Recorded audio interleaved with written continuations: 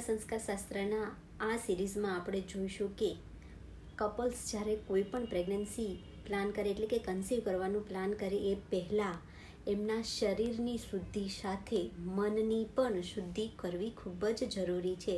જેવી રીતે જ્યારે પણ તમે કન્સીવ કરવાના હોય ત્યારે પતિ પત્ની બંને જેટલા શારીરિક રીતે તૈયાર હોવા જોઈએ એવી જ રીતે માનસિક રીતે પણ આવનારા બાળક માટે તૈયાર કેવી રીતે થઈ શકે અને શા માટે હોવા જોઈએ એની આજે આપણે આમાં વાત કરવાના છીએ.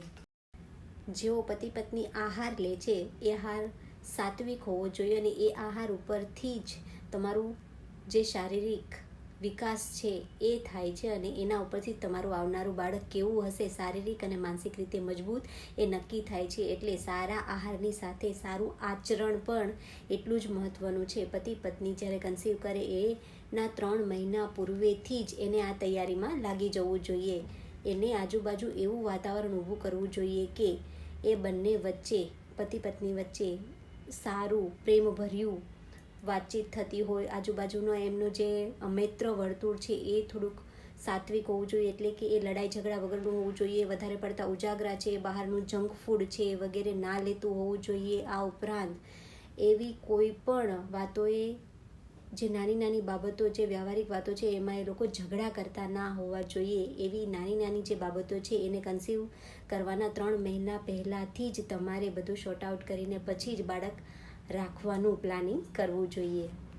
આપણા શરીરમાં પિચ્યુટરી નામની અંતઃસ્ત્રાવી ગ્રંથિ આવેલી હોય છે. આપણે જે હસીએ, બોલીએ, રડીએ, ગુસ્સો કરીએ અથવા તો આપણે જે ગભરામણ થાય, સારું લાગે, એ બધી જ આપણા જે મનના ભાવો છે, આપણો જે સ્વભાવ છે એને આ ગ્રંથિ નિયંત્રણ કરતી હોય છે અને એનું નિયમન કરતી હોય છે. જો આપણે સકારાત્મક વિચારો કરીશું તો આપણે આજુબાજુનું વાતાવરણ પણ સકારાત્મક કરી શકીશું. એટલે જો પતિ પત્ની બંને જ આવી રીતે જો એકદમ શાંતિપ્રિય રીતે આચરણ કરે, વ્યવહાર કરે તો આવનારું બાળક પણ આવી જ રીતે શારીરિક અને માનસિક રીતે એકદમ પ્રફુલ્લિત આવશે. અને એવું કયા માતા પિતા ના ઈચ્છતા હોય કે એમનું જે આવનારું બાળક છે એ 100% શારીરિક અને માનસિક રીતે સ્વસ્થ હોય.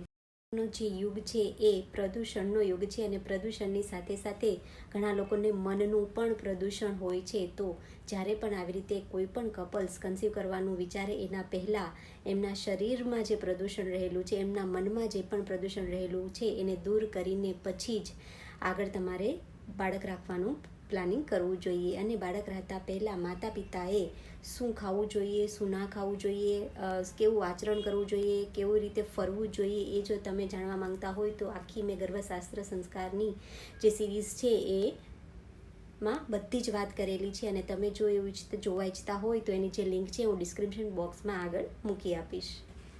બાળકને કન્સીવ કરવું એ માત્ર માતાની જવાબદારી નથી. એટલે માતા અને પિતા બંનેએ પોતાની જવાબદારી સમજીને આગળ કન્સીવ કરવા માટે પ્લાનિંગ કરવું જોઈએ. અને બંને શરીર અને મનથી એકદમ રેડી થઈને, તૈયાર થઈને પછી જ તમારે બાળકનું પ્લાનિંગ કરવું જોઈએ.